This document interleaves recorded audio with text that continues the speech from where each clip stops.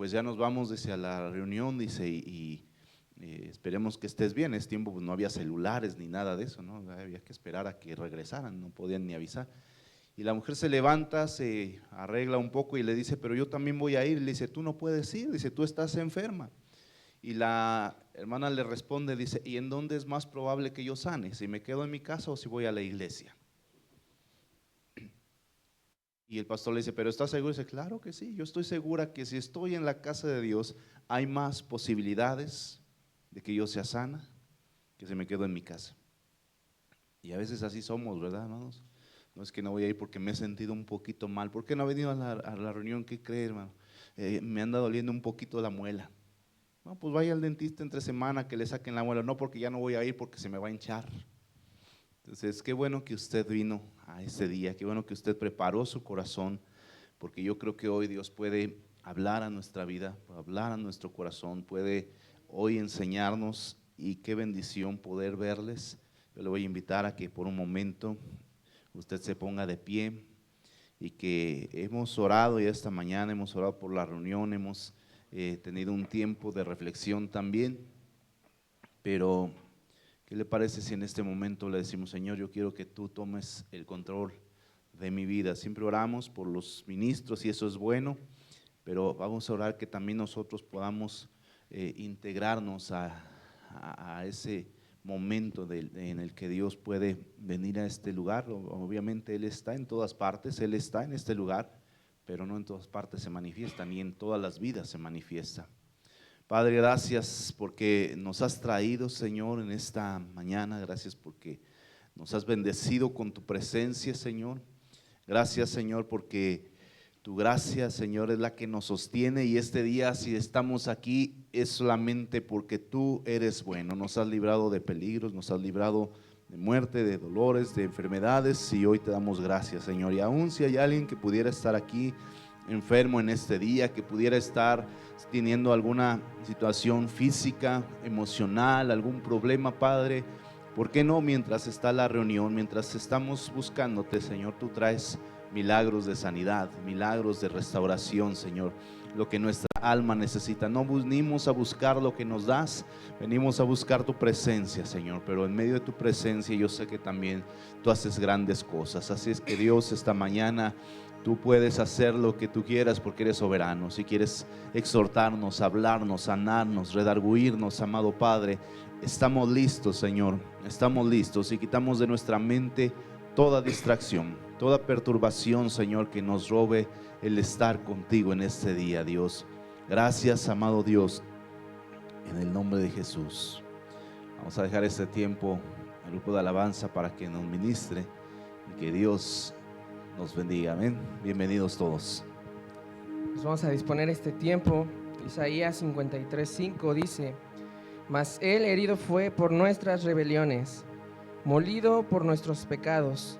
El castigo de nuestra paz fue sobre él, y por su llaga fuimos nosotros curados. Y también Primera de Pedro, capítulo 2, versículo 22 dice: El cual no hizo pecado, ni se halló engaño en su boca, quien cuando le maldecían no respondía con maldición, quien llevó él mismo nuestros pecados en su cuerpo sobre el madero. Nuestro Jesús sufrió el castigo que nosotros merecíamos sufrir, pero Él, en su perfecto amor, en sus perfectos planes, había destinado a Jesús para sufrir ese pecado que nosotros ni siquiera íbamos a aguantar, yo creo. Pero Él estaba dispuesto. Él era el Verbo hecho carne. Él era Dios mismo habitando entre nosotros. Y nosotros cantamos estas verdades. Hoy vamos a cantar estas canciones que hablan obviamente acerca de la obra de Jesucristo, que yo creo que es algo que estamos tratando de ser muy enfáticos, ¿no? De hablar acerca de la obra de Cristo, de conocer a Cristo cada vez más. Y esta primera canción que vamos a cantar a nuestro Dios, precisamente habla de eso, de esa obra en la cruz. A mí particularmente me gusta mucho, tanto la música, me gusta tocarla, y me me habla acerca de ese sacrificio perfecto que hizo Jesús. Y la parte cuando cantamos nada malo había en él, se conmueve mucho mi corazón, porque digo, sí, no había nada malo en nuestro Jesús, pero él decidió tomar nuestro lugar. Así es que cantemos alegres a nuestro Dios y dispongamos nuestro corazón para alabarle a él. Amén.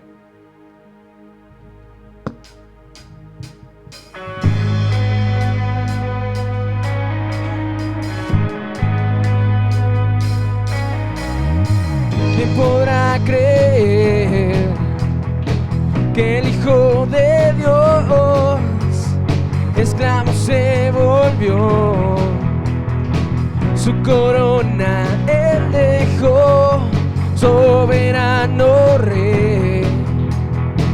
Sobre esa cruz su vida sin defecto derramó.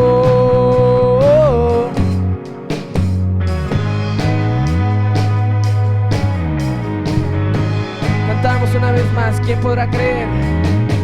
¿Quién podrá creer que el Hijo de Dios esclavo se volvió? Su corona él dejó, soberano rey.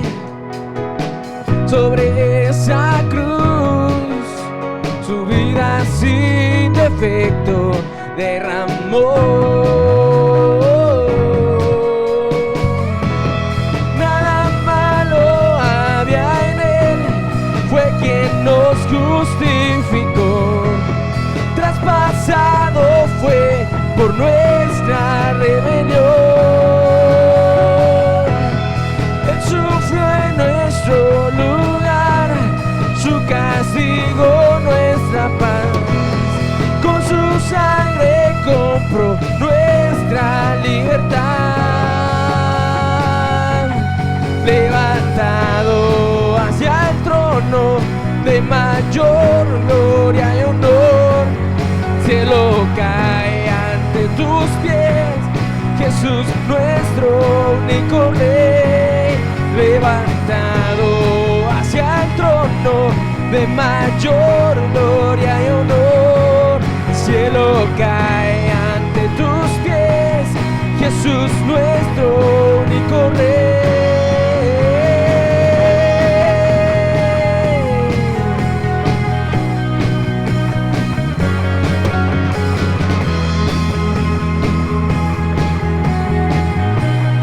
Con todo nuestro ser, nada malo había en él, fue quien nos justificó. Por nuestra rebelión, él sufrió en nuestro lugar, su castigo nuestra paz, y con su sangre compró nuestra libertad.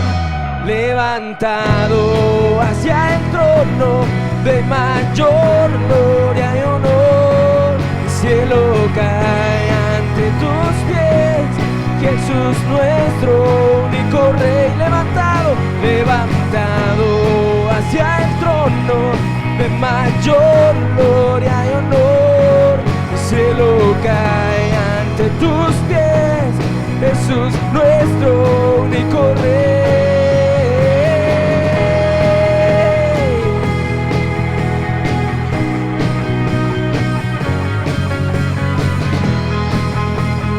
Tú eres nuestro único rey, Señor. Amén. Démosle gloria a nuestro Dios, aquel que está sentado en el trono, y al Cordero sean la gloria y la honra para siempre. En Él tenemos verdadera libertad, una verdadera vida a la cual fuimos llamados. Su palabra dice en el libro de Juan: así que si el Hijo os libertare, seréis verdaderamente libres. Así es de que si el Hijo verdaderamente nos ha hecho libres, podemos ser verdaderamente libres. Así es de que cantemos con toda libertad ante nuestro Dios. Amén.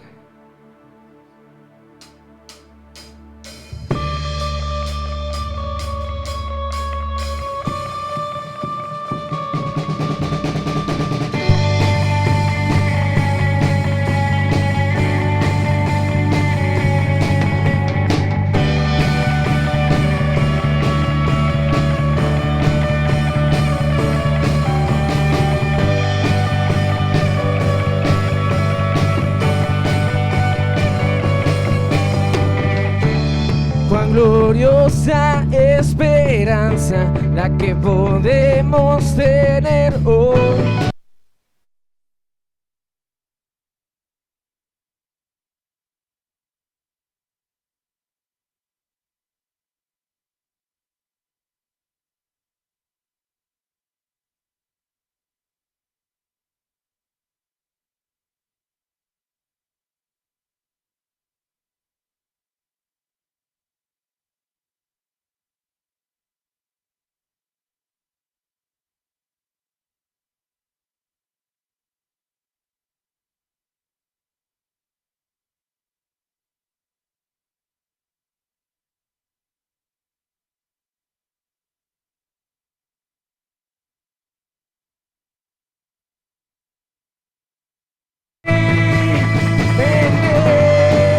Tenemos libertad en el Hijo de Dios. Tenemos libertad en Él. A gracia nos llamó, a gloria y redención. Tenemos libertad.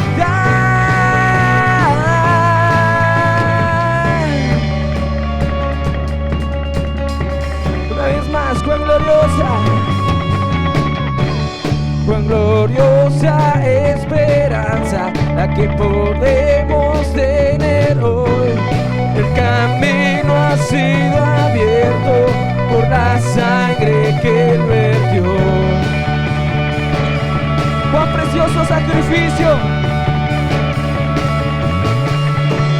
cuán precioso sacrificio, donde justicia se cumplió, dando el peso del pecado y acercándonos a Él.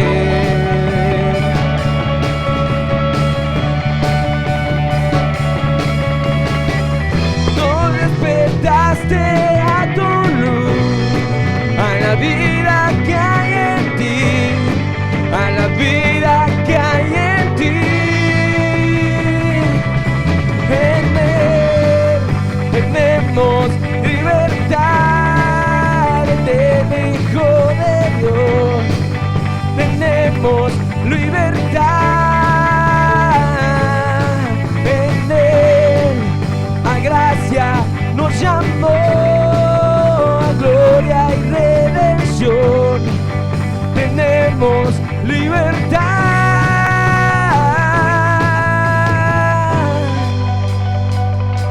Tenemos verdadera libertad en Jesús. Queremos permanecer firmes en esta libertad.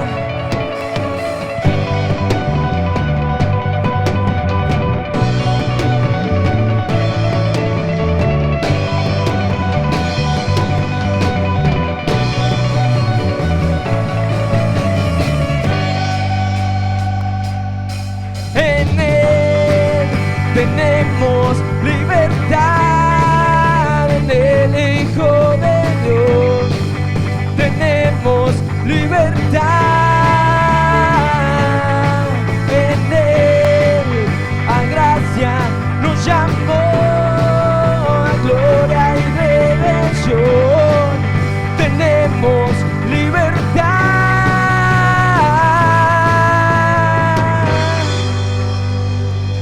Gracias, Señor.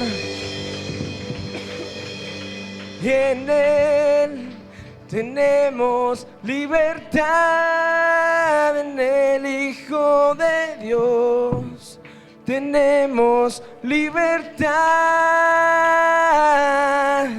En Él a gracia nos llamó, a gloria y redención. Tenemos libertad. Una vez más, en Él tenemos. Somos libres en ti, Señor. Tenemos libertad. En Él a gracia nos llamó, a gloria y redención. Tenemos libertad. En Él tenemos libertad. En el Hijo de Dios tenemos libertad.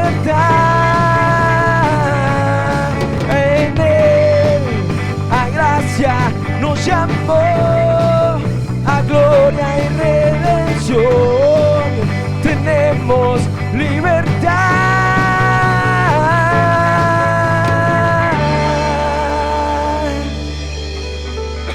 Amén. Tenemos libertad. Gracias, Señor, porque podemos disfrutar de una libertad verdadera, Señor. Señor, gracias, porque tu palabra es fiel, Señor. Y ahí en tu palabra podemos ver que no hay ninguna condenación para los que están en Cristo Jesús. ¿Quién acusará a los escogidos de Dios? Pues Dios es el que justifica. ¿Quién es el que condenará? Cristo es el que murió, y más aún, el que también resucitó.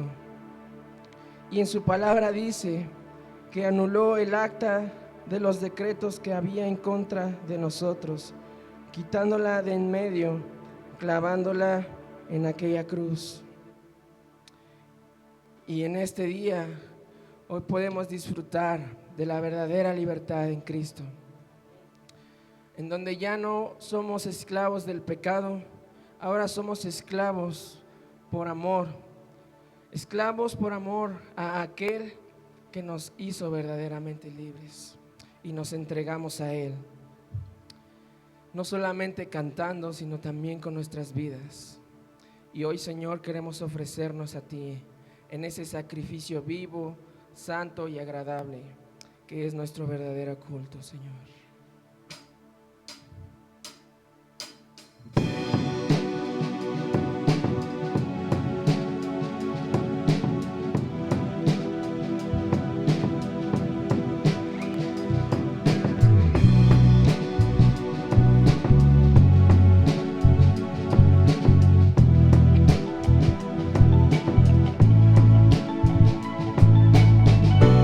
Argumento ni juicio contra mí. Él con su sangre me vino a redimir.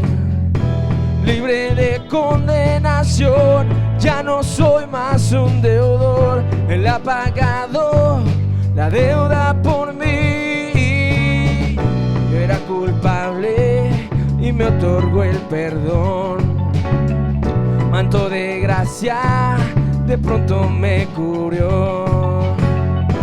Mis pecados Él borró y mi cuenta canceló. Él ha pagado la deuda por mí. Ahora soy libre, esclavo por amor, precio de sangre. Jesús por mí pagó y ahora soy libre, esclavo por amor, precio de sangre. Jesús por mí pagó, Él marcó mi corazón.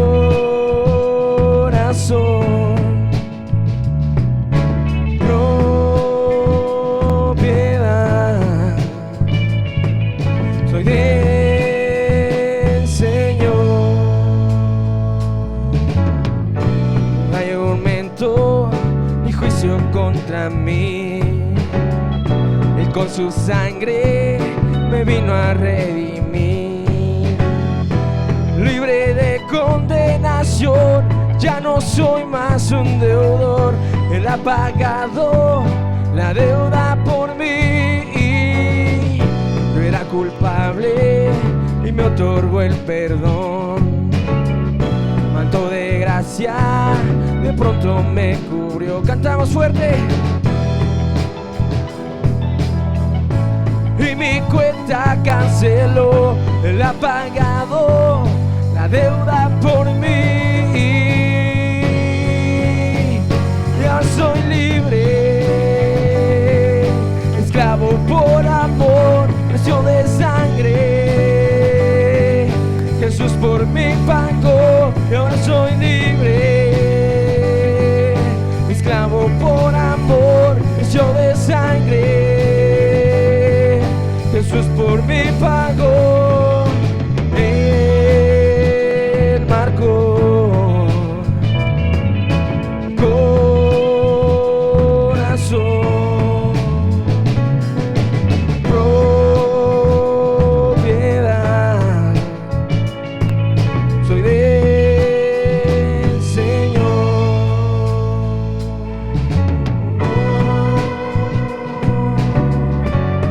Propiedad suya somos. Nos ha hecho verdaderamente libres.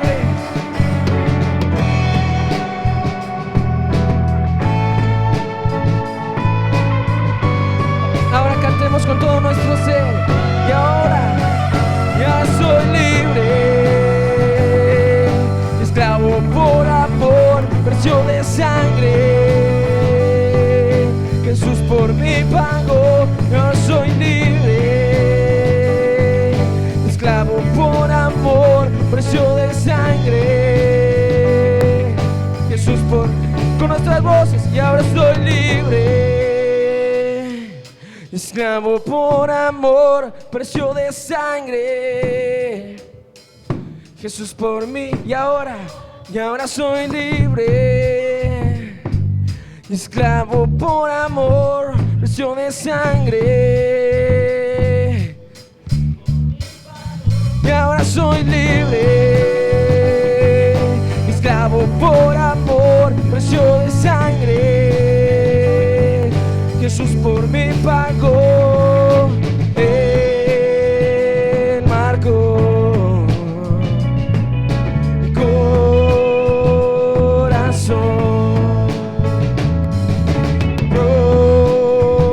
propiedad.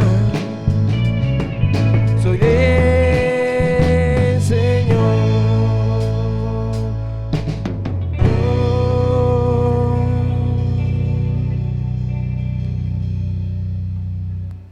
Y ahora soy libre, esclavo por amor, precio de sangre.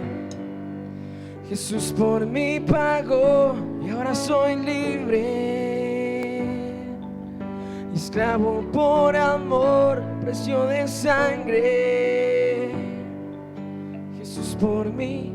Reconozcamos esto y digamos: Él marcó mi corazón,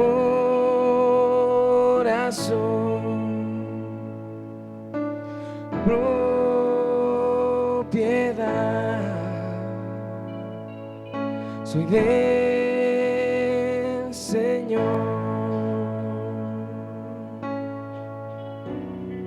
Somos propiedad tuya, Señor. Nos debemos a aquel que nos ha comprado con su preciosa sangre. Nos debemos a aquel que nos ha amado, derramando hasta la última gota de su sangre. No nos debe Cristo nada a nosotros, sino nosotros nos debemos a Él. Mas Dios muestra su amor para con nosotros en que, siendo aún pecadores, Cristo murió por nosotros. En esto se muestra el amor de Dios para con nosotros, en que Dios envió a su Hijo unigénito al mundo para que vivamos por Él. Señor, nos debemos a ti. Y en esta mañana, Señor, queremos decirte y cantar de tu amor, cantar de que viviremos por ese amor que nos ha hecho libres. Te amamos, Señor, a ti.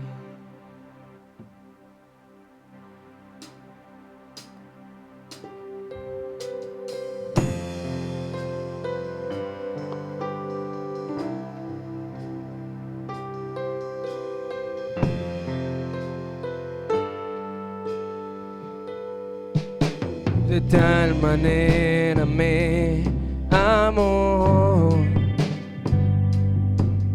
que su vida no escatimó. Hasta el final Él se entregó y a la muerte fue porque me amó. Cantamos una vez más, de tal manera. De tal manera me amó y no hay forma en que podré pagar el precio de su grande amor,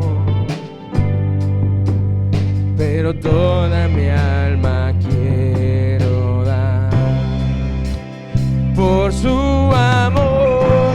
Yo viviré de su amor, yo cantaré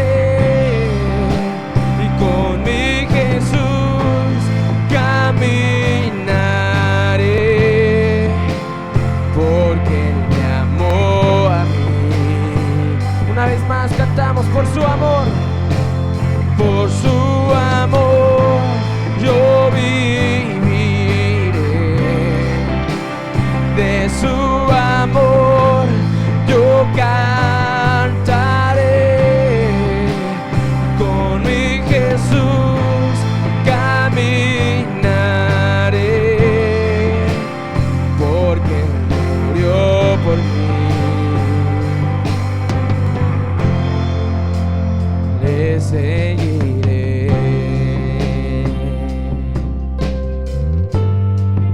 Una vez más, de tal manera me amó que su vida no escatimó. Hasta el final Él se entregó, hasta el final Él se entregó, y a la muerte fue porque me amó. Cantamos una vez más, de tal manera me amó, y no hay forma en que podré pagar el precio de su grande amor, pero toda mi alma quiero dar por su amor. Yo viviré de su amor, yo cantaré y con mi Jesús caminaré, porque murió a mí. Una vez más, por su amor, por su amor, yo viviré de su amor, yo cantaré, con mi Jesús caminaré, porque murió por mí. Le serviré, le serviré.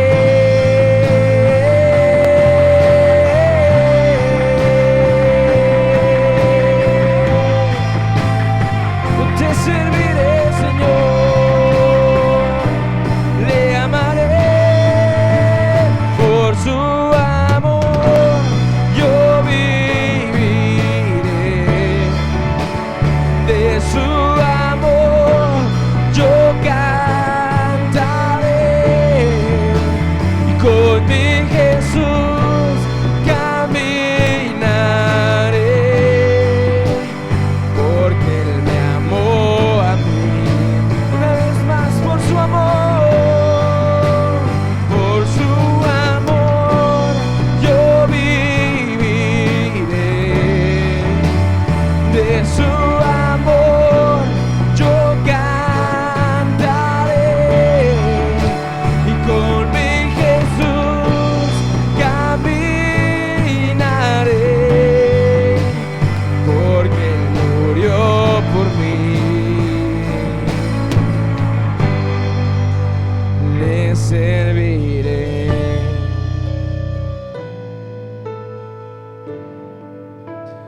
te serviré con mi alma, mente y corazón. Cantamos una vez más: por su amor. Por su amor yo viviré, y de su amor yo cantaré. Con mi Jesús caminaré, porque Él me amó a mí. Una vez más cantemos: por su amor. Por su amor yo viviré, de su amor yo cantaré. Con mi Jesús caminaré, porque Él murió por mí. Yo le serviré.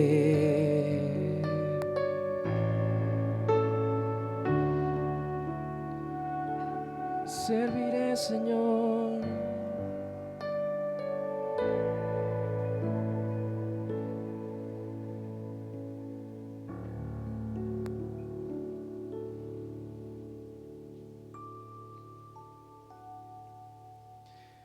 Señor, te amamos y bendecimos tu santo nombre. No queremos perder este tiempo, Señor, y no queremos, Señor, que solamente sea una emoción. Queremos, Señor, servirte a ti, porque entendemos, oh Dios, que el Hijo de Dios, el unigénito de Dios, el Verbo hecho carne, se entregó.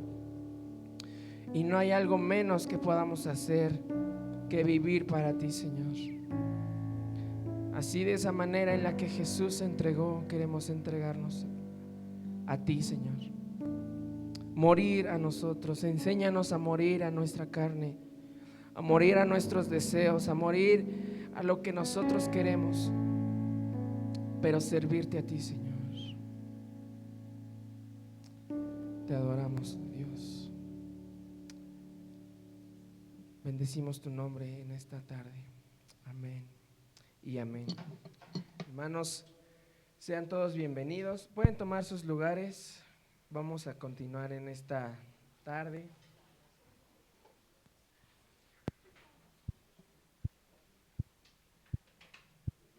Bienvenidos a todos, hermanos, a los que se integraron a esta reunión mientras estábamos en este tiempo de alabanza y adoración.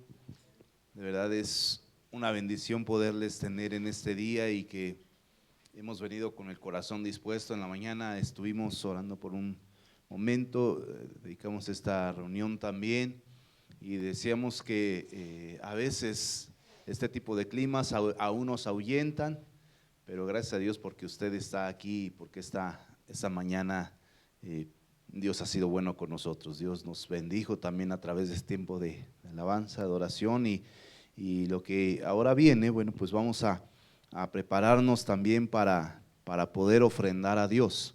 ¿Sí? Alguien un día preguntó: ¿y cuánto será una buena ofrenda? Que yo no me vea mal.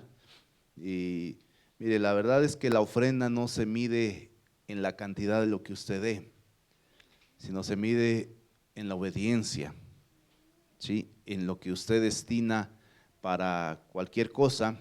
Usted sabe que usted lo ha preparado, ¿verdad? Por ejemplo, ayer a lo mejor algunas de ustedes, las mamitas, las festejaron, a lo mejor le prepararon una buena comida o la llevaron a comer a un buen lugar.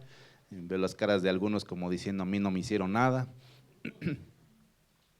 Pero ayer, por ejemplo, yo andaba con mis hijos en un lugar y veíamos que de repente había muchísima gente, hasta filas hacían para entrar a comer en algunos lugares y se esperaban, y pues se veía obviamente que iban a festejar las mamás, las señoras muy arregladas y todo esto, y decían: pues es que por la fecha lo vale y lo amerita. Y yo digo, Dios no valdrá también que nosotros hagamos algo especial para Él. ¿Sí? Que nosotros demos algo especial para aquel que nos dio la vida. ¿Sabe que los cristianos de repente, yo no sé, espero que no se ofenda con esto que voy a decir, pero no sé por qué nos volvemos codos cuando nos volvemos cristianos? ¿Sí? Cuando andábamos, quienes militaron a lo mejor en la fe popular, si pasaban a pedirle a usted la cooperación para la fiesta del pueblo, muchos daban. Es más, unos hasta se ofenden porque no los van a ver. Una vez escuché a alguien, es que esos de la comisión que pusieron ahora ni sirven, ni me han venido a ver, no me han pedido nada. Y yo decía, si un día los cristianos hiciéramos eso, imagínense qué pasaría. Que el lunes llega el pastor a su casa y le dice, hermano, no fue ayer a la reunión, pero traigo su sobre para su ofrenda. ¿Qué diría? No, pastor, es un interesado, ¿cómo cree? Nada más quiere dinero. ¿Por qué cambiará nuestro corazón así, amado? Decía una vez pasada, cuando fue la fe de San Rafael, decía uno, dice, es que están trayendo unos eventos bien feos, ya les dije que aunque nos pidan un poquito más, pero que traigan algo bueno. Y aquel que dio su vida por salvación, amados, a veces nos cuesta trabajo dar. Pero gracias por usted que tiene un corazón generoso y que deja que Dios le guíe y que sabe que Dios ama, dice la Biblia, al lado alegre. La ofrenda, amado, que quede claro, no es una inversión, ¿sí? Esto no es un banco. Algunos dicen, siembra en el banco del cielo. No, en el cielo no hay bancos, amado. ¿Sí? El cielo no se mide por cuestiones financieras. ¿Sí? Es mentira que si usted, hace años cantamos un coro que decía que si usted le da $1, el Señor le regresa 2. Eso es mentira. Porque a veces pensamos, entonces voy a dar $50 para que me dé 100. Y no es así.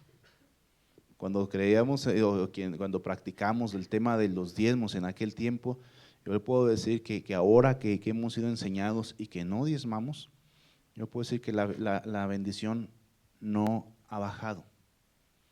Porque a veces ofrendábamos o diezmábamos por miedo. No diezmaste, no, eres un ratero. Le estás robando a Dios y por eso viene maldición sobre tu vida. Y tenemos, hermanos, a veces pasando carencias por querer cumplir. Y eso no es la ofrenda, hermano. La ofrenda es voluntaria y es un corazón claro que creyendo a Dios. Claro que a veces Dios mueve a hacer actos de fe también y hacerlo de esa manera, pero no es una inversión. Así es que usted prepare su corazón, prepare lo que usted ha tenido, ¿sí? Y cuando nosotros ofrecemos algo, esto también es una especie de sacrificio. Y para que algo sea un sacrificio, tiene que morir. Hay quienes se preguntan, ¿y qué se hace con todo eso? Como que Marco ahora sí se tardó más contando, yo creo que ahora sí entro más. Lo muerto, muerto está, usted no tiene por qué pedir cuentas, hermano. Porque si no, entonces en lugar de ofrenda, es cooperación. Las iglesias donde dice, hermano, vamos a dar un corte de caja para ver lo que se ha hecho, no fue ofrenda, fue cooperación. Y eso no está en la Biblia. Porque la Biblia dice que el corazón generoso, lo estoy parafraseando, ¿sí? Pero trae, deja su ofrenda y ahí se queda. ¿Está bien para usted si ofrendamos en esta mañana? ¿Por qué no se pone de pie? Y oramos. Padre, te damos gracias, Señor, porque hemos recibido mucho, Señor, mucho de tu mano. Realmente muchas veces nos sorprendes. Muchas veces, Señor, nos asombras, amado Dios, con lo que viene de ti, con lo que recibimos, Señor, de tu mano. Otras veces también pasamos necesidad, pero nunca nos has dejado, Señor.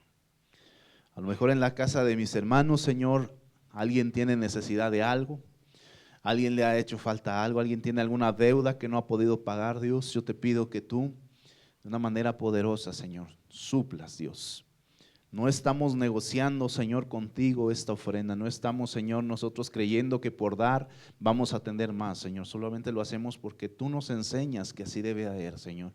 Que dice que debe de haber siempre alimento en tu casa, Señor. Que ver qué generosidad en nuestro corazón, Señor. Y hoy venimos a ti alegremente, Señor, a presentar nuestras ofrendas y a darte, Señor, lo que viene de tu mano, Señor, dándote gracias como testimonio a tu provisión, amado, en el nombre de Jesús. Amén. Pase por favor a depositar sus ofrendas.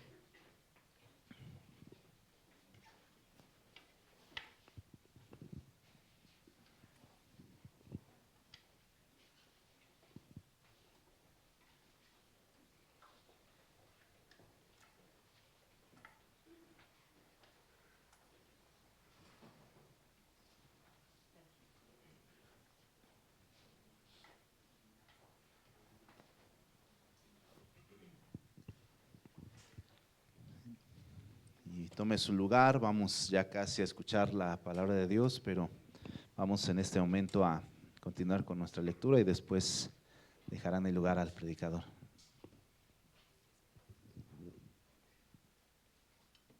Buenos días, están muy serios.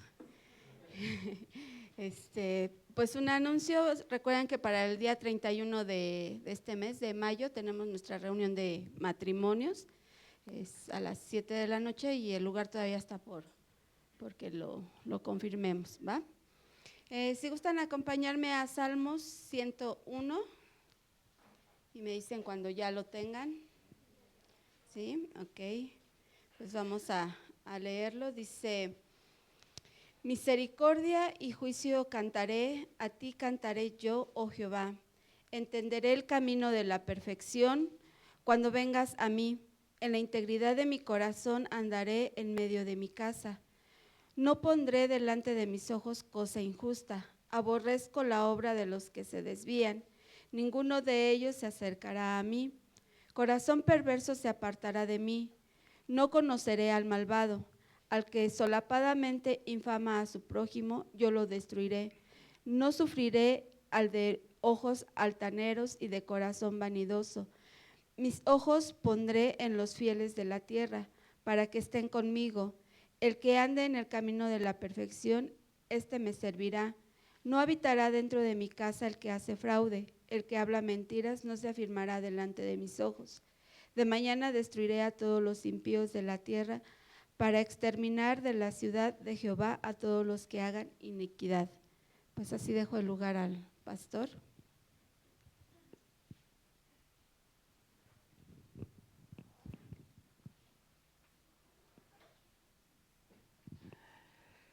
Muy buenos días. ¿Pueden ir saliendo los pequeñitos, por favor? Y vamos buscando Juan capítulo 2, por favor.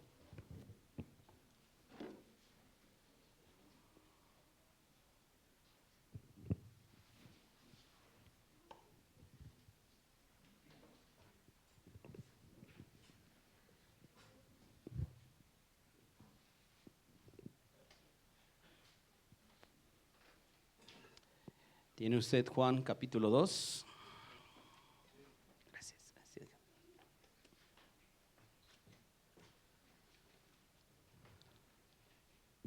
Voy a cambiar de tableta.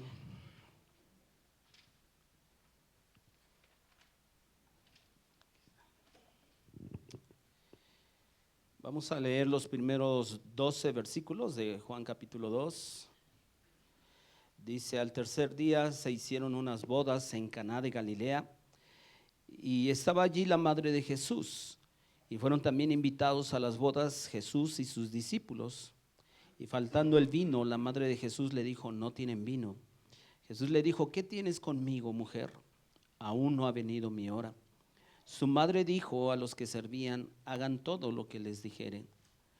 Y estaban allí 6 tinajas de piedra para agua, conforme al rito de la purificación de los judíos, en cada una de las cuales cabían 2 o 3 cántaros. Jesús les dijo: llenen estas tinajas de agua, y las llenaron hasta arriba. Entonces les dijo: saquen ahora y llévenlo al maestresala. y se lo llevaron. Cuando el maestresala probó el agua hecha vino sin saber él de dónde era, aunque lo sabían los sirvientes que habían sacado el agua, llamó al esposo y le dijo: todo hombre sirve primero el buen vino y cuando ya han bebido mucho, entonces el inferior, mas tú has reservado el buen vino hasta ahora. Este principio de señales hizo Jesús en Caná de Galilea y manifestó su gloria y sus discípulos creyeron en él. Después de esto descendieron a Capernaum, él, su madre, sus hermanos y sus discípulos, y estuvieron allí no muchos días. Vamos a orar. Padre, te damos infinitas gracias por la oportunidad que nos das de poder cantarte. Sabemos, oh Dios, y estamos convencidos que tu presencia está entre nosotros y te agradecemos. Gracias por la vida de cada uno de los que están aquí, Señor. Queremos dedicar este tiempo, Señor, y toda nuestra atención en tu palabra, Señor. Queremos honrarte, Señor, con nuestras vidas al poner en práctica tu palabra. Pero, Señor, abre los ojos de nuestro entendimiento, Señor, para poder contemplar las maravillas de tu ley. Gracias, Señor, por este tiempo y por el privilegio que tú me das de exponer tu bendita palabra. Que esta palabra sea de edificación, oh Dios, a nuestras vidas, a la vida de cada uno de los que estamos aquí. Ayúdanos a meditar y a profundizar en tu palabra, Señor, para la honra y gloria de nuestro Señor Jesucristo. Amén.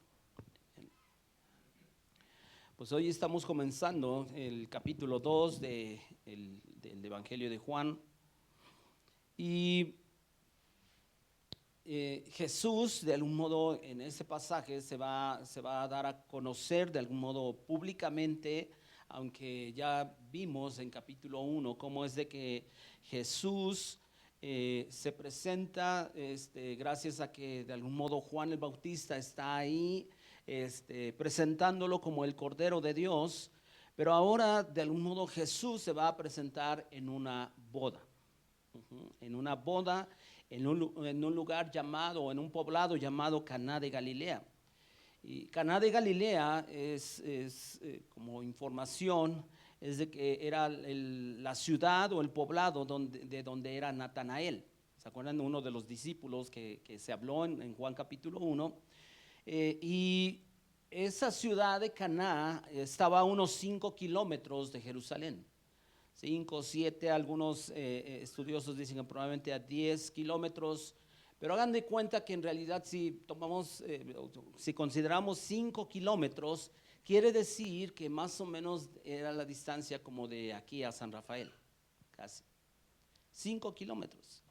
Estaba relativamente muy cerca y esa boda muy probablemente se celebró un día miércoles.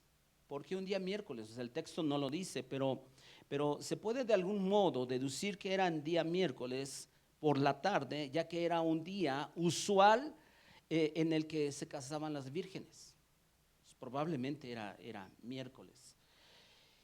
Y dice el versículo 1 que estaba allí, ¿quién? Pero aparte de Jesús, el versículo 1 no dice de Jesús, dice que alguien estaba ahí. ¿Quién? La madre de Jesús. Allí aparece en escena, hasta aquí, en el capítulo 2, la madre de Jesús, que si usted y yo ponemos atención, ni siquiera se menciona el nombre de la madre de Jesús. Pero todos sabemos quién es o cuál era el nombre de la madre de Jesús, ¿cierto? Pero es algo curioso que Juan en el Evangelio no menciona su nombre. Y muy probablemente porque Juan en realidad lo que siempre pretendió en sus escritos es darle una preeminencia al nombre de Jesús. Y por eso es por lo que de algún modo era conocida o María iba a ser conocida, pero no por María, sino por ser la madre de Jesús. Es más, yo estoy seguro que algunos de nosotros hemos escuchado de pronto, porque alguien es famoso, porque alguien es conocido, y dicen, es la mamá o es el papá de fulano de tal, y se menciona a quién, al famoso o al conocido. Juan entonces, con toda la intención, él no pretende centrar este pasaje en María, sino en Jesús. Y ¿Cómo es de que, por eso es por lo que Juan usa esa expresión, la madre de Jesús? Ahora, obviamente, de pronto cuando uno se adentra un poquito más en cuestión de, a lo mejor, de defender nuestra fe ante el catolicismo romano, ellos deducen lo siguiente, y muchas veces usando este tipo de versículos. La madre de Jesús, ¿Jesús es Dios? Sí. Entonces, ¿qué es lo que siempre el catolicismo romano dice? Bueno, entonces María era la madre de Dios.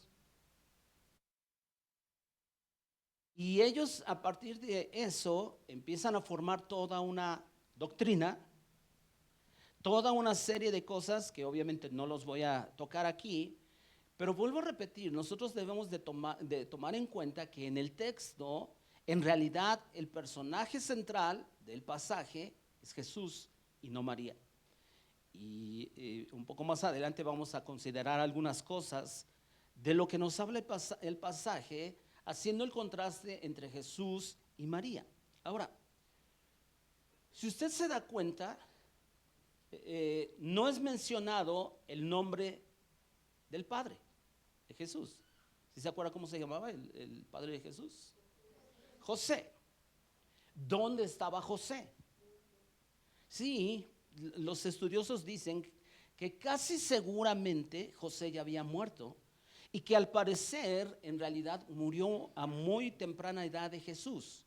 De hecho, cuando nosotros vemos, creo que es Lucas que relata cuando José y María van a Jerusalén, van a una fiesta y después de 3 días de camino en el que ellos ya van a regresar, donde, o sea, se acuerdan de su hijo. ¿Se acuerdan? O sea, qué padres tan distraídos, ¿no? Porque se acuerdan, caray, y nuestro hijo. Y lo empiezan a buscar preocupados. Pero ahí se menciona a los dos. Y dice el texto que probablemente tenía aproximadamente unos 12 años de edad. Ajá. Entonces, pero ya 12 años y Lucas capítulo 3 al final o al principio del 4, no recuerdo, dice que Jesús se creía que tenía aproximadamente 30 años. ¿Qué hubo entre los 12 años y los 30 años de la vida de Jesús, pero con respecto a José? Bueno, pues muchos creen, y de hecho la tradición dice, que al parecer José murió pronto.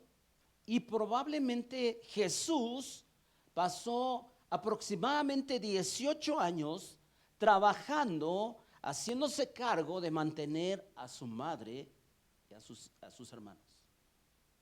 Hasta en eso Jesús es un ejemplo.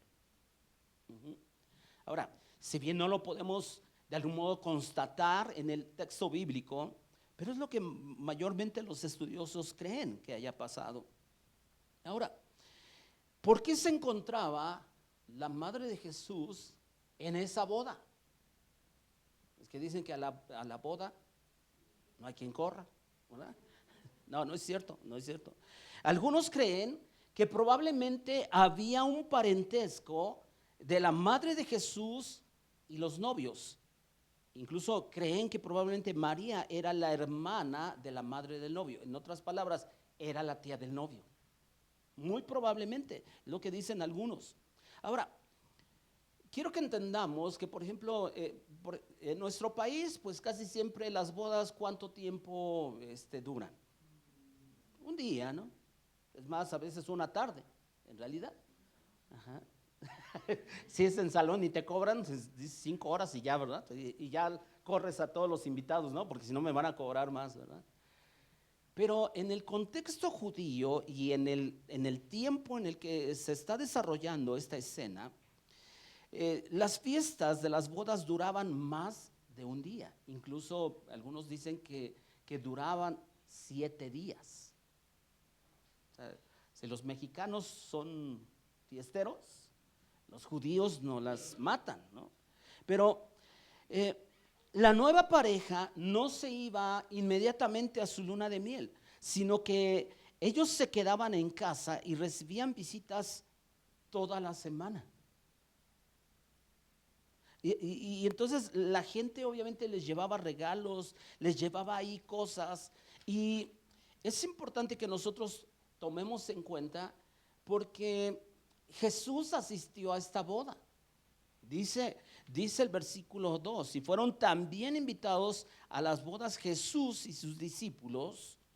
Entonces Jesús asiste a esta boda, pero él nunca perdió de vista su misión principal de salvar al mundo.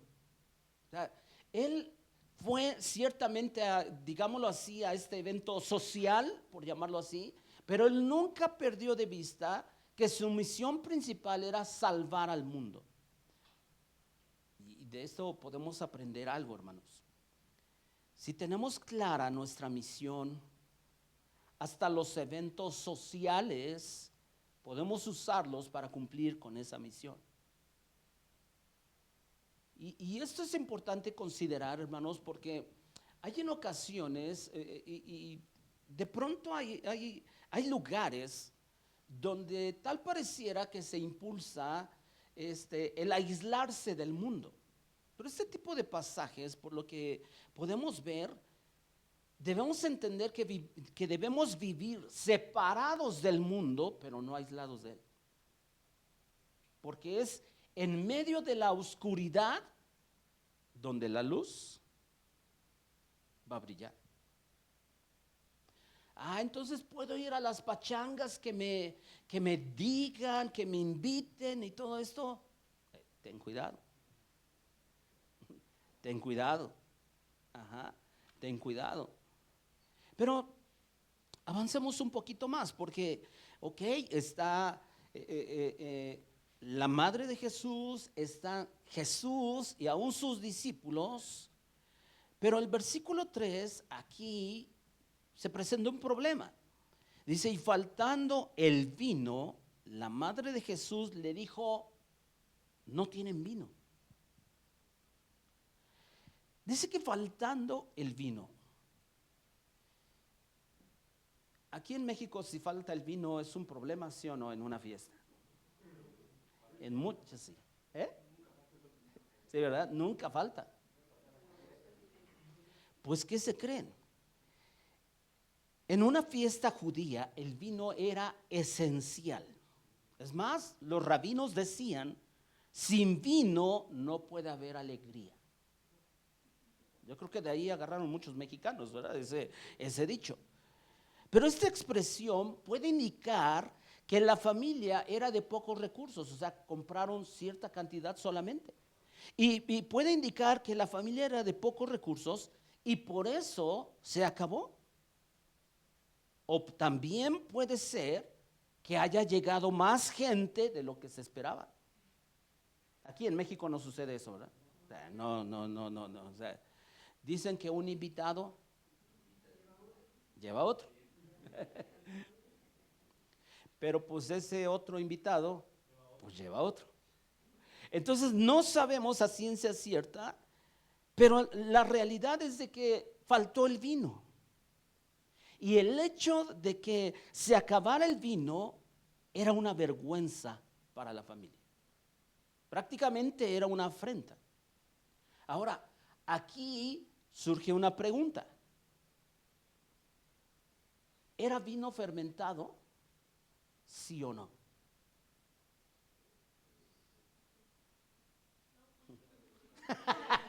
No fui requerida, dice.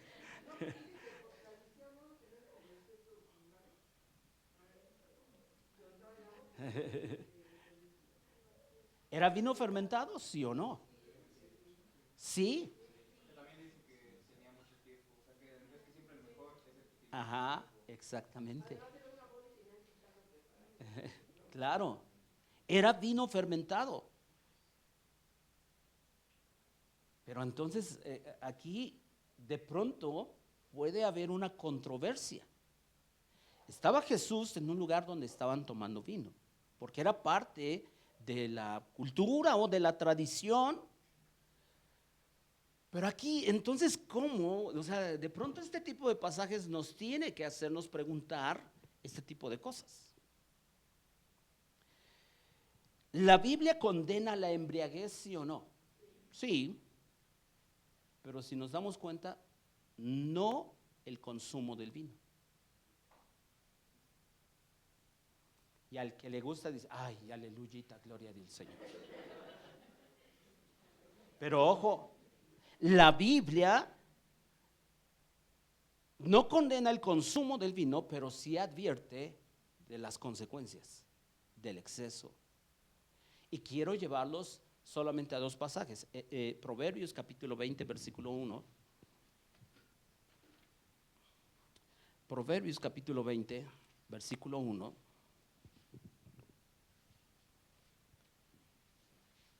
Podríamos hablar mucho más, pero solamente quiero mencionar estos versículos.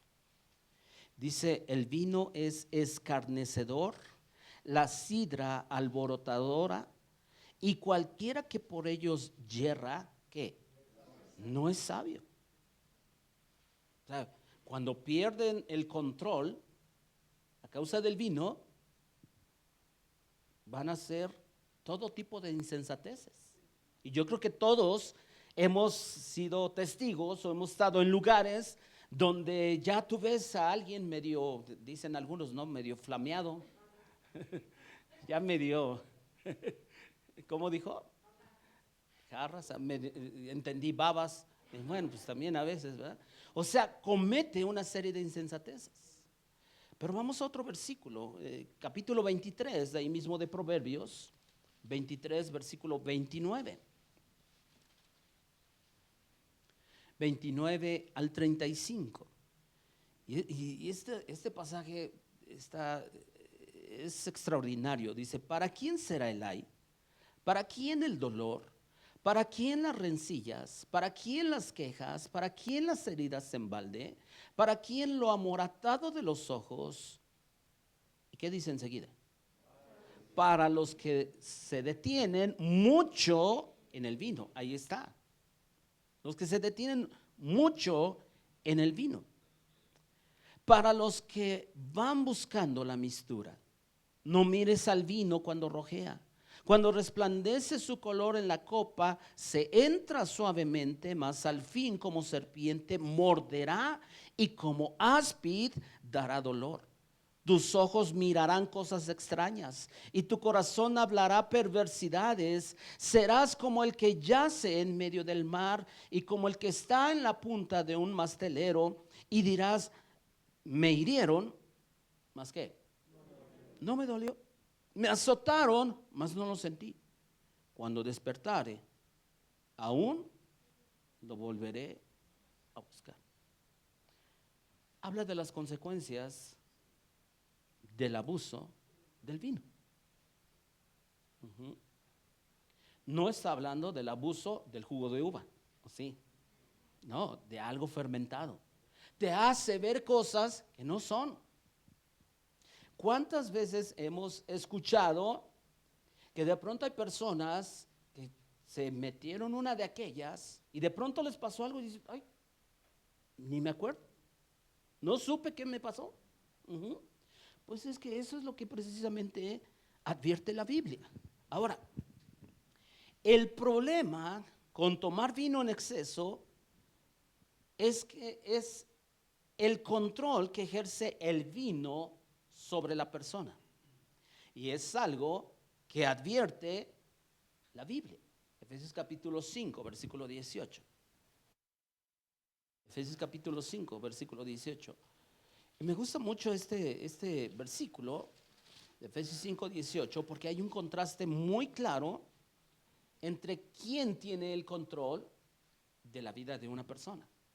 Vean el versículo 18 y dice así, no se embriaguen con vino, ahí está, es lo que condena la escritura, no se embriaguen con vino, en lo cual hay disolución. ¿Qué quiere decir la palabra disolución? Desenfreno. Vas a perder el control de ti mismo. Te vas a atrever a hacer cosas que en tu sano juicio no lo harías.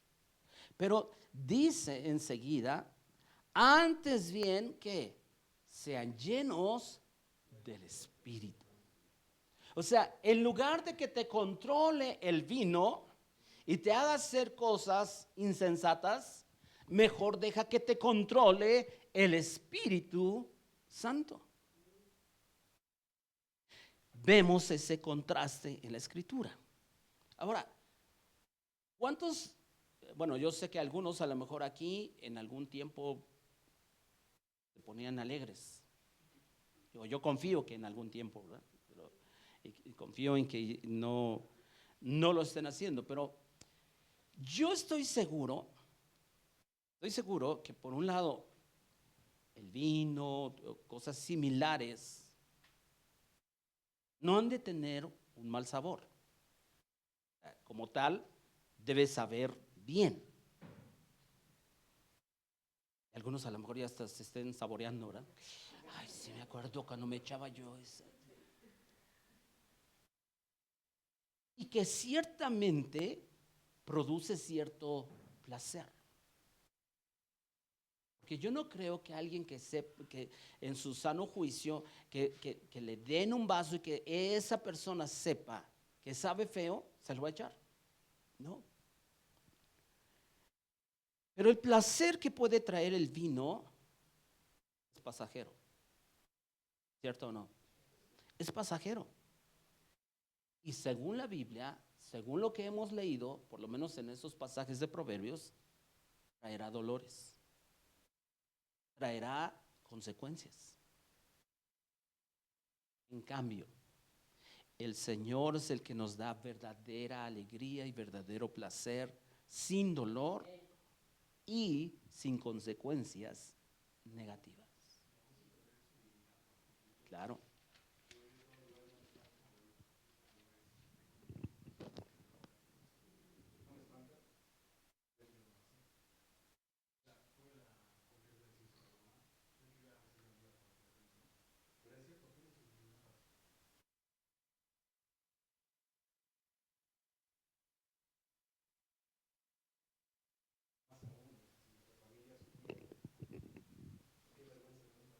Claro, claro.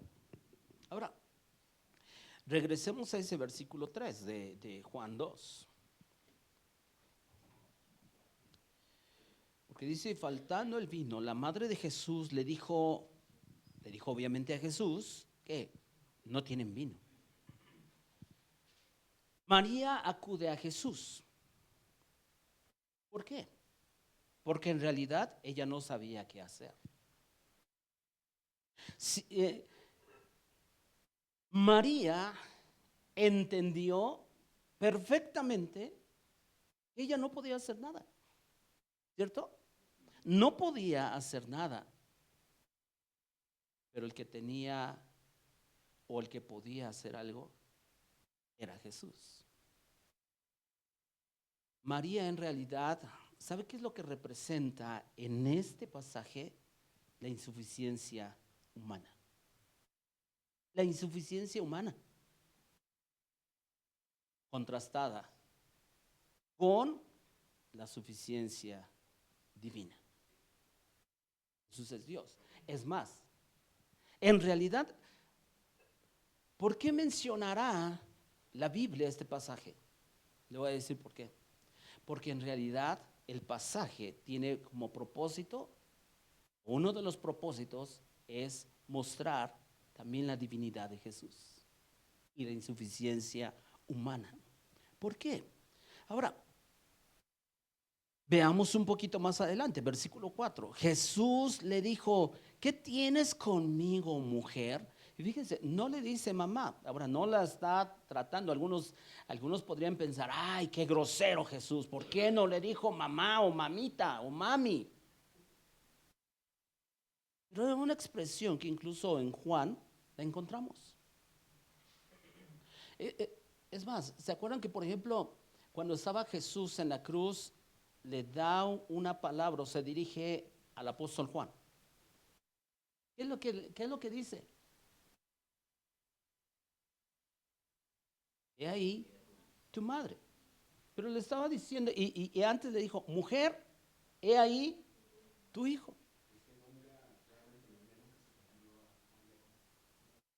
Ajá.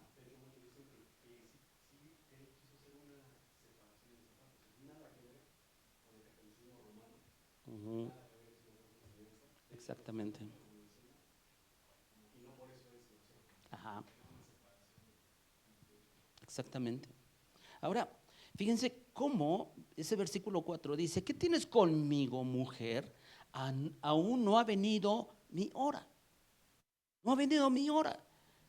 Ahora, por lo general, encontramos este tipo de frases de mi hora, refiriéndose a Jesús, casi siempre a la hora de su muerte y de su glorificación.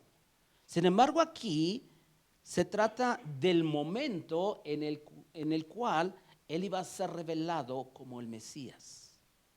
Y Jesús usa esa expresión, aún no ha venido mi hora.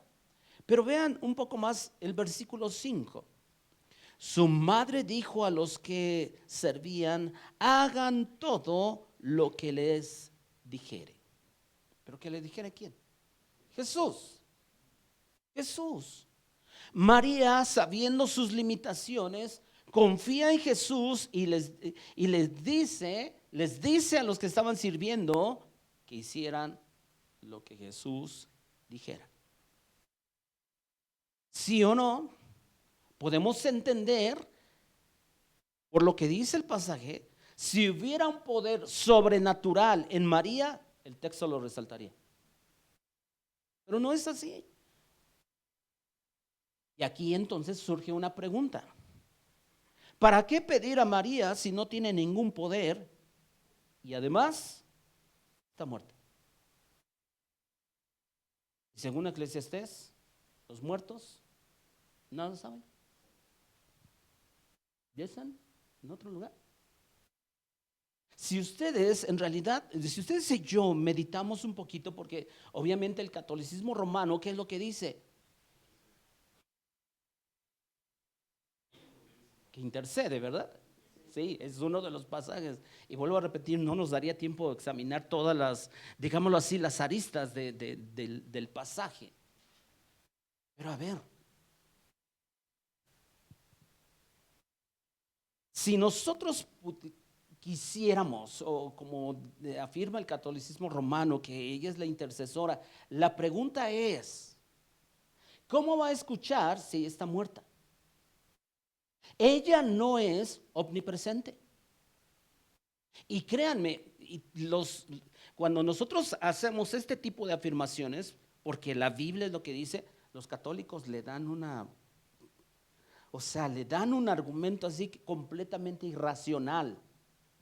De hecho, eso de la oración a los santos es de las cosas más irracionales que pueden haber. ¿Por qué?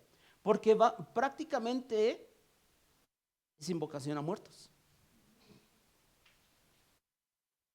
Tú te vas a hincar y le vas a pedir a un muerto que ni siquiera te escucha.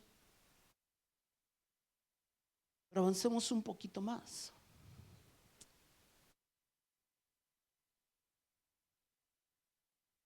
Entonces, ¿para qué pedimos a María? ¿O para qué alguien puede pedir a María si en realidad puede pedir a aquel que lo escucha todo, que lo sabe todo y que lo puede todo? ¿Sí o no? Yo por eso creo que el 12 de diciembre es uno de los días de mayor invocación a muertos. Que tristemente las personas en su ceguera espiritual no pueden entender esa verdad.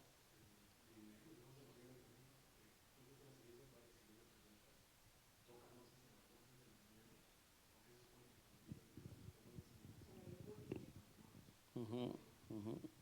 Ahora, cuando María dice, hagan todo lo que Él les diga, María en realidad, si nosotros reflexionamos, se está sometiendo a Jesús. Se está sometiendo a Jesús. Así como María se sometió a Jesús, Usted y yo nos tenemos que someter al Señor y hacer lo que Él diga, no lo que nosotros digamos. Ahora, aunque los anfitriones no acudieron directamente a Jesús cuando se acabó el vino, en realidad nosotros podemos aprender lo siguiente: no esperemos hasta el último momento para acudir a Jesús.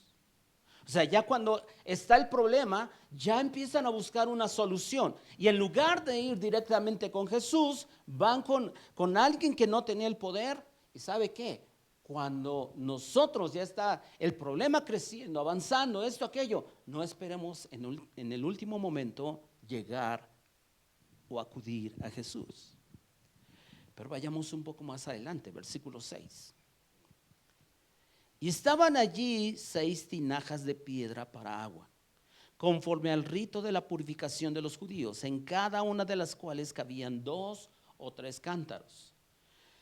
Esas 6 tinajas tenían diferente capacidad, porque a algunos le cabían 2 cántaros y a algunos 3 cántaros. ¿Por qué cree usted que de pronto se menciona este tipo de detalles en el pasaje? Eran 6 tinajas y no habla en un sentido específico de la capacidad, pero ahorita que les diga yo unos datos, vamos a dimensionar más el milagro de Jesús. Las tinajas eran para la purificación dentro de las leyes judías, el texto lo dice. En cada tinaja probablemente cabían de 60 a 90 litros de agua. En cada tinaja, de 60 a 90 litros. ¿Cuántas tinajas había? 6. Si usted rápido hace una cuenta, entonces el total de agua que había entre las 6 tinajas era entre 360 litros a 540 litros. O sea, no era una botellita en la que de pronto, ay, no.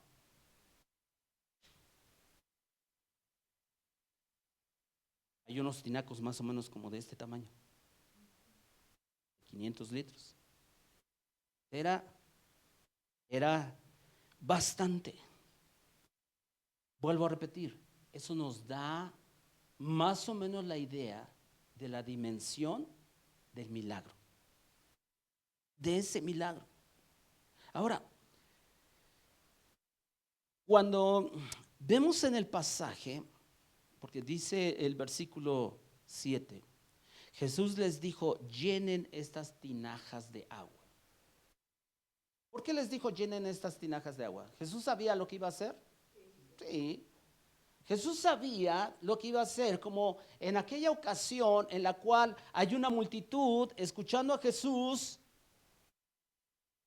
y les dice Jesús a sus discípulos: acuesten a la gente. El texto bíblico, ¿qué es lo que dice?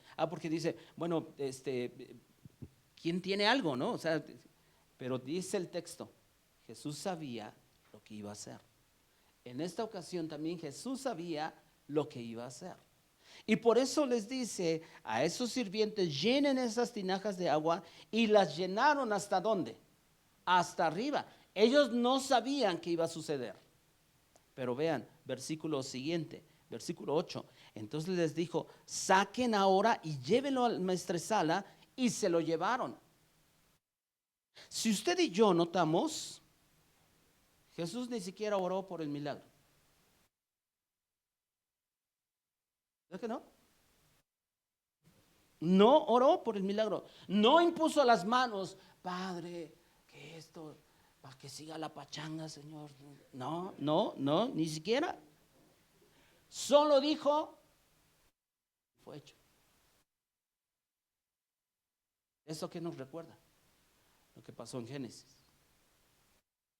Dijo Dios: sea la luz, y fue la luz. Porque parte del propósito del pasaje es mostrar la deidad de Jesús.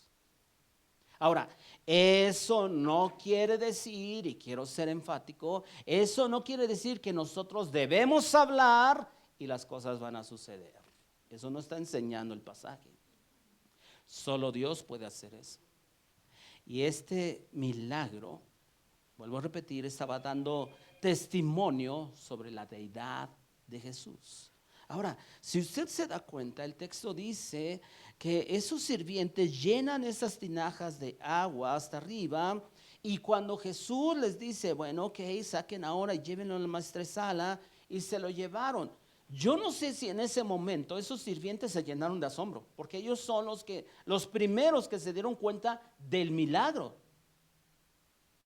Solo lo llevaron al maestresala. El maestresala era el encargado de la fiesta. Era como cuando tú rentas un salón, siempre hay alguien responsable del salón. Y en el que los que organizan el guateque, ¿verdad? ¿A quién recurren para lo que necesitan? A ese responsable. Ese era el maestresala. Ahora, sigamos un poco más adelante. Cuando el maestresala probó el agua hecha vino, sin saber él de dónde era, aunque lo sabían los sirvientes que habían sacado el agua, llamó al esposo. El maestresala, pues él sabía todo cómo sucedían las fiestas, ¿sí o no? Pero, ¿qué dice enseguida? Y le dijo, todo hombre sirve primero el buen vino, y cuando ya han bebido mucho, o sea, ya cuando están entonados, ¿verdad? Dice, entonces el inferior, mas tú has reservado el buen vino hasta ahora. El maestresala en realidad dio fe del milagro. Él ni siquiera, dice el texto, él ni siquiera sabía lo que había pasado. Hermanos, los milagros de Dios son verificables. Todos los milagros de Dios son verificables. Pero desafortunadamente, muchos milagros, y lo pongo entre comillas, actuales, no son verificables. Y eso es lo que nosotros nos tenemos que preguntar, si realmente lo que hoy en muchos lados le llaman milagros y no se puede verificar. O sea, a lo que voy específicamente, de pronto ora alguien por las personas y los pasan según dar testimonio. ¿Y qué es lo que es común escuchar el día de hoy? Yo venía con un dolor en mi espalda. ¿Y ahora qué te pasó? No, ya no tengo nada. ¿Y cómo verificamos?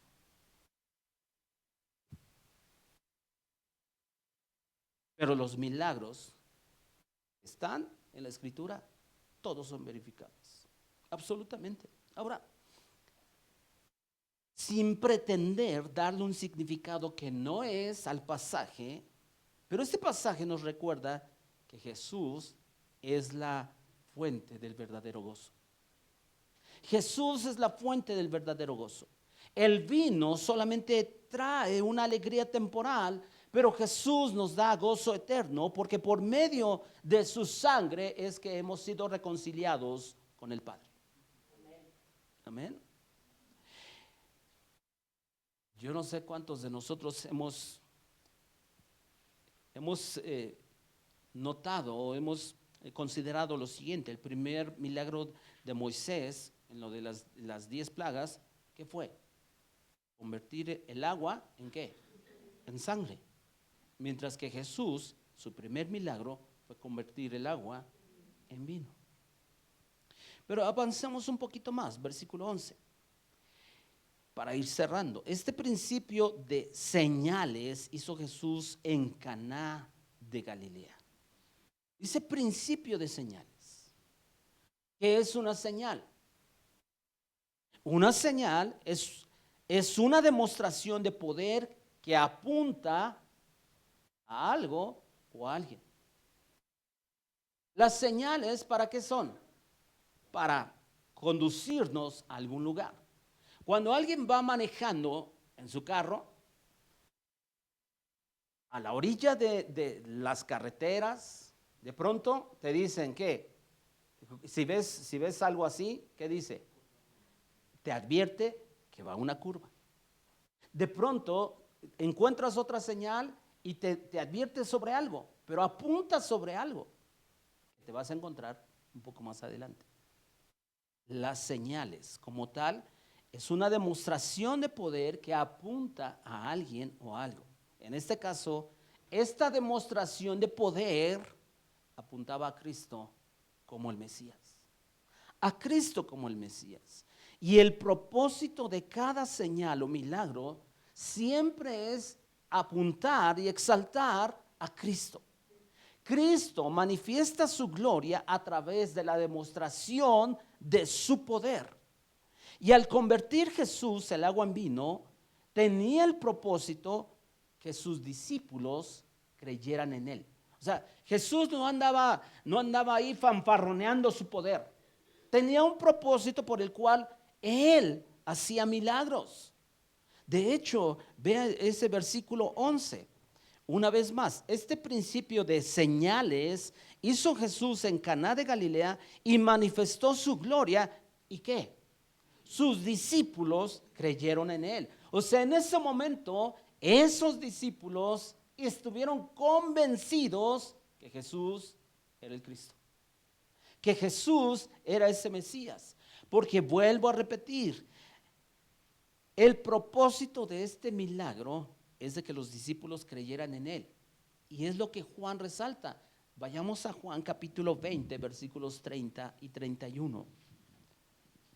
¿Se acuerdan que les dije en la introducción del Evangelio de Juan que Juan solamente menciona 7 milagros en su Evangelio?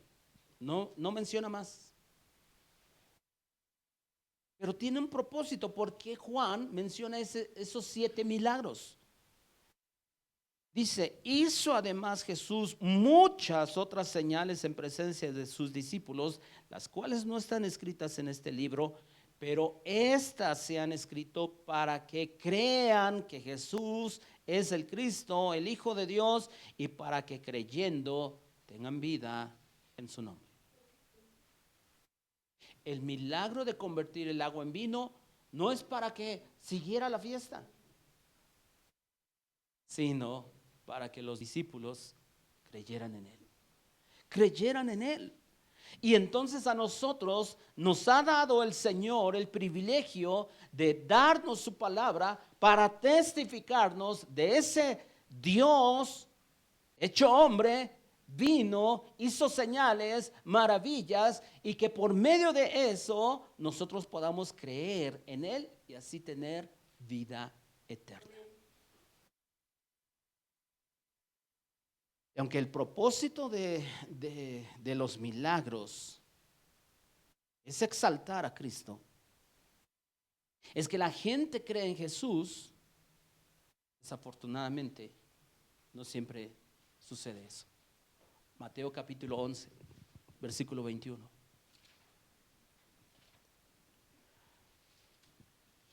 Mateo capítulo 11, versículo 21. ¿Qué es lo que dice? Ay de ti, Corazín. Ay de ti, Betsaida. Son ciudades. Y dice, porque si en Tiro y en Sidón se hubieran hecho los milagros que han sido hechos en ustedes, tiempo ha que se hubieran arrepentido en silicio y en ceniza. ¿Cuántos milagros hizo Jesús en esas ciudades? Muchos. Pero tristemente la gente de esa ciudad no se convirtió al Señor, no se arrepintió. Incluso vean el versículo 22. Por tanto les digo que en el día del juicio será más tolerable el castigo para Tiro y para Sidón que para ustedes. Pero enseguida, versículo 23. Y tú, Capernaum, que eres levantada hasta el cielo, hasta el Hades serás abatida. ¿Por qué Jesús está usando en este caso a Capernaum? Porque se cree que Capernaum era como que, digámoslo así, el centro de operaciones del ministerio de Jesús. Iban a una ciudad y regresaban ¿a dónde? A Capernaum. Y Capernaum, la gente de Capernaum vio tantos milagros, pero Vea una vez más ese versículo 23. Y tú, Capernaum, que eres levantada hasta el cielo, hasta el Hades serás abatida, porque si en Sodoma se hubiera hecho los milagros que han sido hechos en ti, habrían permanecido hasta el día de hoy. ¿Qué ejemplo de que dice que si en Sodoma se hubieran hecho los milagros? ¿Se acuerdan qué pasó en Sodoma, verdad? ¿Se acuerdan por qué fue destruida? Pues por lo que dice Jesús, era peor Capernaum que Sodoma. Porque teniendo al Mesías, demostrando su poder, haciendo milagros, predicando el evangelio, Capernaum no se volvió al Señor. Y por eso es esta condena sobre estas ciudades, porque estas ciudades vieron tantos milagros, pero la gente no se arrepintió. Vayamos al último versículo de Juan 2, versículo 12. Después de esto descendieron ¿a dónde? Capernaum. ¿Por qué? Porque le dije que se considera Capernaum el centro de operaciones del ministerio de Jesús. Pero no iba solo, no iba su madre. ¿Quién más? Sus hermanos y sus discípulos, y estuvieron allí no muchos días. Y solamente quiero mencionar esa frase, sus ¿qué? Hermanos. Es lo que dice el catolicismo romano, que siempre fue virgen, ¿verdad? Es que de pronto tienen argumentos irracionales. Eran hijos de José. Ajá. Pero esa palabra, hermanos, es adelphos en griego. Y aunque ciertamente esa palabra dice que puede ser tomada de manera literal o figuradamente, eso es lo que dice la concordancia Strong, en realidad, vuelvo a repetir, de pronto hacen unos malabares raros en su consideración de los textos, porque ellos hermenéuticamente, ellos hacen a un lado prácticamente la hermenéutica, las leyes de interpretación, la exégesis bíblica, porque de pronto dicen, bueno, aunque dice hermanos, en realidad no eran sus hermanos. Es como el pasaje donde Jesús sana a la ¿qué? A la suegra de Pedro. Y el catolicismo romano, ¿qué es lo que dice? Ah, bueno, aunque dice suegra, en realidad no era su suegra. Y tú te quedas así como que... Ah, y porque dicen ellos, es que en realidad Pedro no era casado. ¿Y entonces por qué tenía una suegra?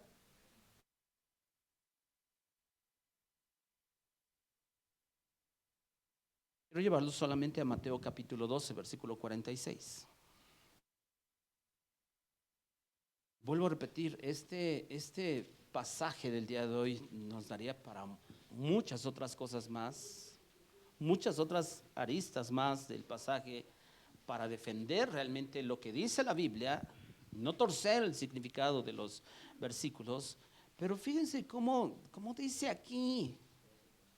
O sea, no hay manera de entender que no eran los hermanos de Jesús, porque dice, mientras él aún hablaba a la gente, he aquí su madre y sus hermanos estaban afuera y le querían hablar. Y le dijo uno, he aquí tu madre y tus hermanos están afuera y te quieren hablar. Respondiendo él al que le decía esto, dijo, ¿quién es mi madre y quiénes son mis hermanos? Y extendiendo su mano hacia sus discípulos, dijo, he aquí mi madre y mis hermanos, porque todo aquel que hace la voluntad de mi Padre que está en los cielos, ese es mi hermano y hermana y madre.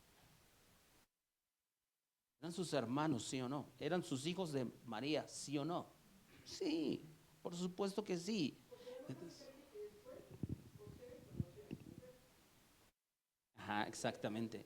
Y esa palabra conocer, tanto en hebreo, desde el Antiguo Testamento, como en griego, esa palabra conocer no es de que vinieron y se la presentaron, ah, hola, mucho gusto, me llamo José, ah, yo me llamo María, no, sino que habla de tener relaciones sexuales. Sí, también de una manera. O sea, hacen unas maromas ahí con los versículos que tú te des. Es que sí, exactamente, ellos son más marianos que cristianos.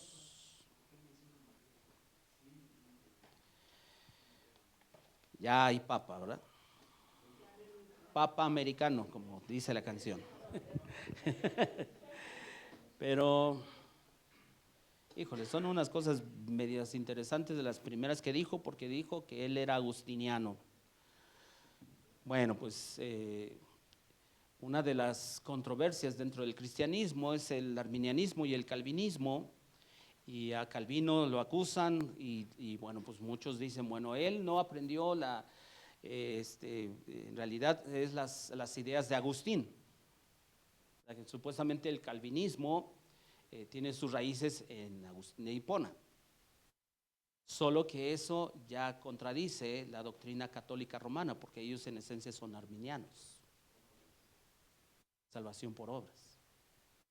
O sea, hay un problema ahí, o sea, pero quien no pone atención de pronto a ese tipo de detalles, pues sí, ay, León 14, ay, qué bueno ese León. ¿Verdad? Ay, vamos a ponernos de pie, hermanos. Este tipo de pasajes nos debían hacer exaltar más el nombre de Jesús, porque nos muestra la insuficiencia humana. Pero Jesús tiene todos los recursos para cambiar cualquier situación. Los milagros siempre tienen el propósito de exaltar el nombre de Cristo. Y nosotros queremos conocer más a Cristo. Amén. Padre, te damos honra y gloria, Señor, solamente a ti. En esta tarde, Señor, estamos agradecidos contigo, Señor, porque tú nos has dado tu palabra. Nos haces considerar, oh Dios, cuestiones en tu palabra, Señor, que a veces no consideramos. Señor, ¿cuántas veces la gente que estuvo ahí presenció milagros y su corazón no se volvió a ti? ¿Cuántas veces hubo gente, incluso ha habido gente que ha presenciado milagros y sanidades reales, genuinas, y tristemente su corazón no se vuelve a ti? Cuánta incredulidad, Señor, hay en general en la humanidad. Señor, pero permítenos a través de este tipo de pasajes, Señor, admirar más y reafirmar más nuestra fe en que Jesús es el Cristo. Así como lo vemos constantemente en el libro de Hechos, como es de que los discípulos a través de las Escrituras demostraban una y otra vez que Jesús es el Cristo.